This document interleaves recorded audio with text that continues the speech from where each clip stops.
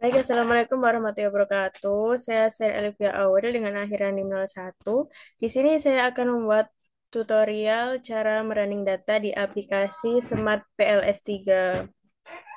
Yang pertama, kita tekan tombol New Project, terus kita kasih nama,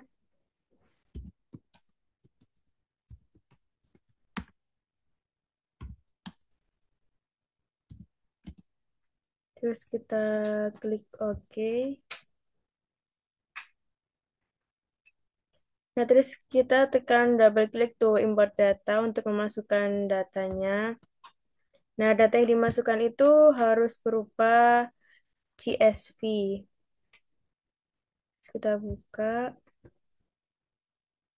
tekan OK.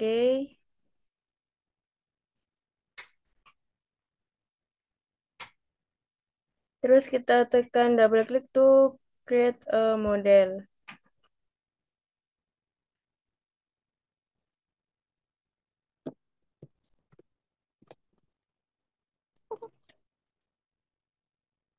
Nah, terus ini tinggal kita tarik saja bahwa itu sebagai variabel Y, terus NPL.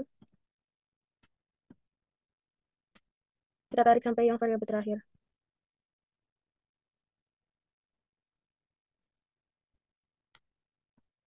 Terus kita tata terlebih dahulu biar kelihatan rapi dan bagus. Terus kita tekan connect.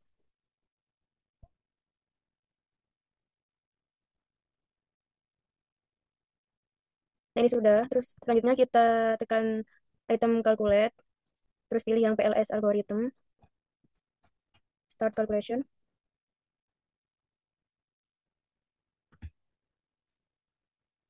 Nah, untuk yang pertama kita itu melihat pengujian validitas konvergen yaitu dari loading factor dan average variance extract. Nah, untuk melihat loading factor kita tekan item outer loading. Nah, bisa dilihat dari sini masing-masing variabel itu memiliki nilai 1,000 yang berarti semua variabel itu valid karena lebih dari 0,7. Terus tahap selanjutnya itu kita membuat tabel yaitu yang berisi indikator variabel, faktor loading, dan keterangan. Nah, dari masing-masing variabel tadi kan dari ROA, NPL, NIM, GCG, dan CAR itu memiliki faktor loading 1,00 yang berarti semua variabel tersebut itu valid. Nah, berdasarkan hasil uji konvergen validity pada masing-masing variabel, terlihat bahwa masing-masing variabel itu memiliki nilai faktor loading di atas 0,7. Nah, dari tabel ini dapat disimpulkan bahwa model penelitian ini termasuk valid dan dapat dilakukan untuk analisis lebih lanjut. Dan untuk analisis lebih lanjutnya itu kita kembali ke Smart PLS. Nah, untuk selanjutnya itu kita melihat nilai average variance extract. Nah, nilai average variance extract itu dapat dilihat dari construct reliability and validity. Nah, ini. Nah, dapat dilihat dari masing-masing variabel yaitu efisiensi bank, rasio kecukupan modal, rasio kredit bermasalah, rasio profitabilitas, dan tata kelola perusahaan itu memiliki nilai AV 1,00. Nah, sedangkan menurut Haryono tahun 2016, nilai AV itu dikatakan valid apabila lebih besar daripada 0,5. Nah, berdasarkan tabel di atas ini, nilai AV masing-masing variabel berada di atas 0,7. Maka tidak terjadi permasalahan convergent validity pada model yang diuji. Namun dari tabel AV yang lebih dari 0,7, itu data tersebut termasuk data yang valid. Tetapi kita tidak boleh memakai patokan 0,5 karena patokan 0,5 itu sangat jarang di ilmu sosial. Nah, selanjutnya kita melihat nilai cross-loading. Nah, cross-loading itu dilihat dari diskriminan validity, terus ditekan yang cross-loading.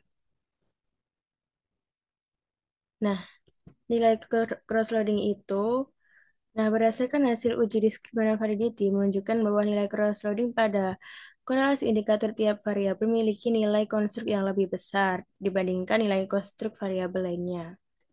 Nah, dilihat dari hasil uji diskriminan validity yang di Smart PLS 3 tadi, maka dapat disimpulkan bahwa seluruh item pada variabel dalam penelitian ini memiliki tingkat validitas yang berbeda secara diskriminan.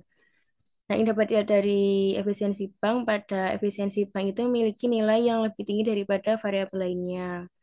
Ini yang di tabel warna oranye ini, itu kan lebih tinggi daripada variabel yang lain. Jadi, seluruh item variabel ini itu memiliki tingkat validitas yang berbeda secara diskriminan.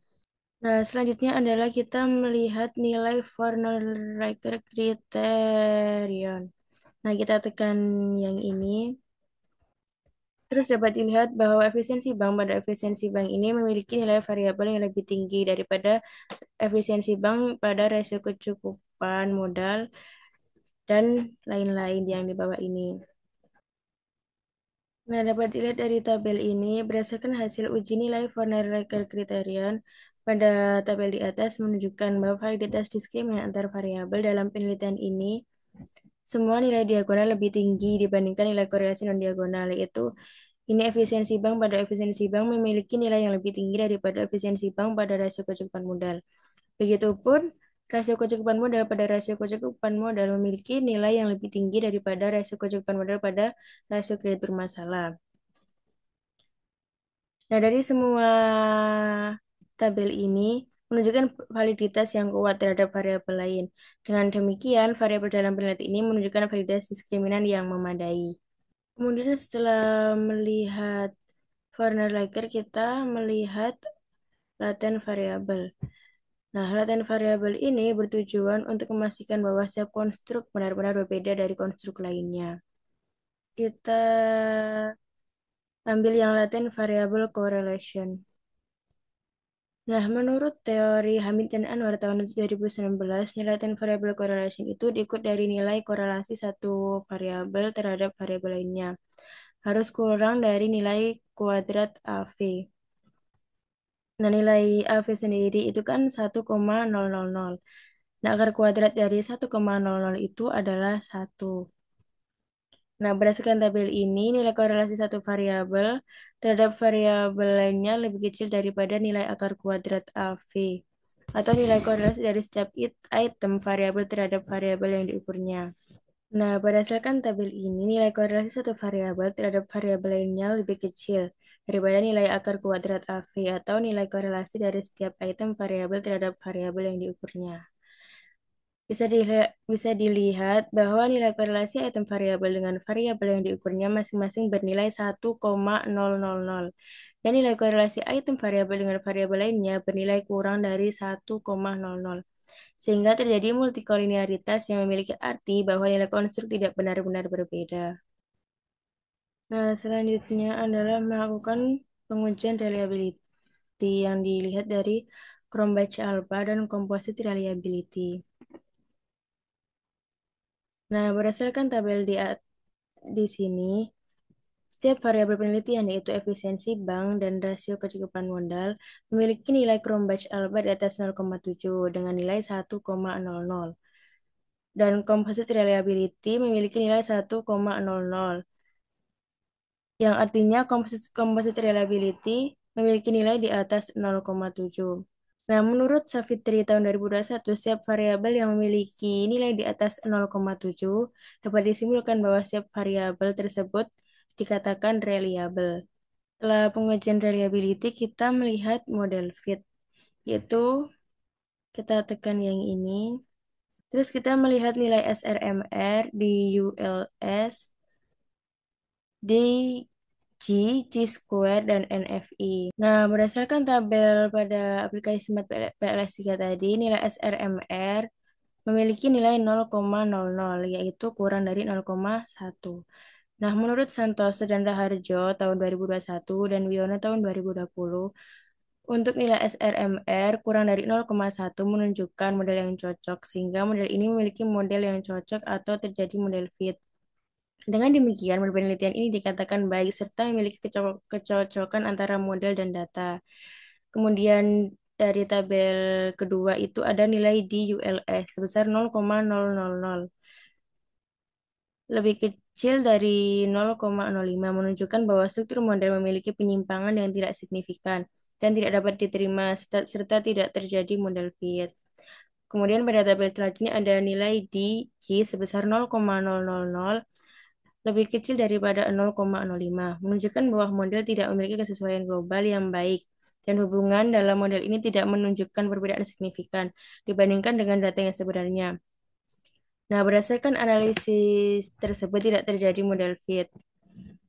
Dan untuk nilai J-square pada data ini itu tidak terdeteksi. Kemudian yang terakhir itu ada nilai NFI 1,00.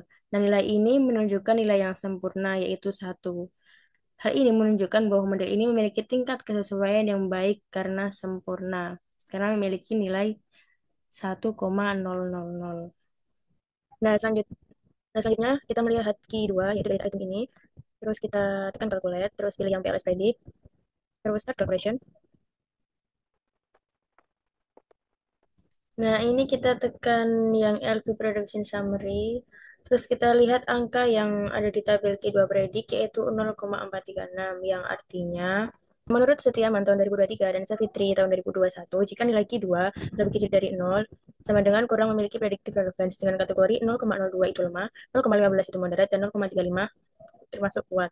Nah, dari tabel yang tadi, nilai Q2 memiliki nilai 0,436. Yang berarti Q2 memiliki predictive relevance, maka nilai Q2 dikatakan kuat. Nah, setelah melihat model fit, selanjutnya kita melihat inner model itu dilihat dari R square dan R square adjust.